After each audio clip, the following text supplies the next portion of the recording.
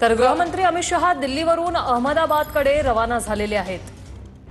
तर केंद्रीय गृहमंत्री अमित शहा आता विमान दुर्घटनेचा आढावा घेणार आहेत।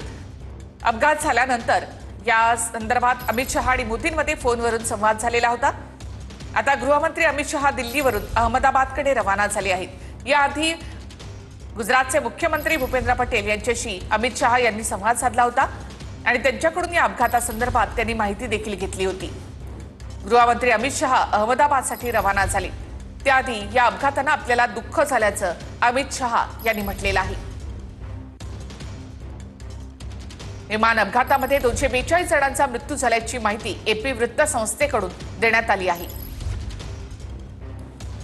तर स्वतः अमित शहा विमान दुर्घटनेचा आता आढावा घेणार आहेत, त्यासाठी ते दिल्लीवरून आता रवाना झाले। तर एअर इंडियाच्या विमान दुर्घटनेबाबत बचाव कार्यासाठी आर्मीही आता सहभागी झालेली आहे। भारतीय सैन्याचे 130 जवान रवाना झाल्याची माहिती समोर येते।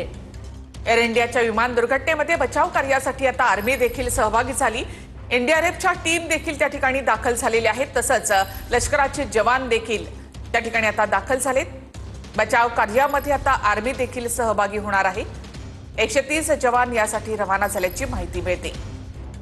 तर एनडीआरएफच्या टीम असतील, आर्मीचे जवान असतील, स्थानिक पोलीस प्रशासन असेल, तसंच अनेक स्थानिक नागरिक असतील, या सर्वांच्या मदतीने आता बचाव कार्य अगदी युद्धपातळीवर सुरू आहे। या दुर्घटनेत बचाव कार्यासाठी आता आर्मीही सहभागी होणार असल्याची माहिती मिळते। भारतीय सैन्याचे 130 जवान रवाना झाल्याची माहिती आहे।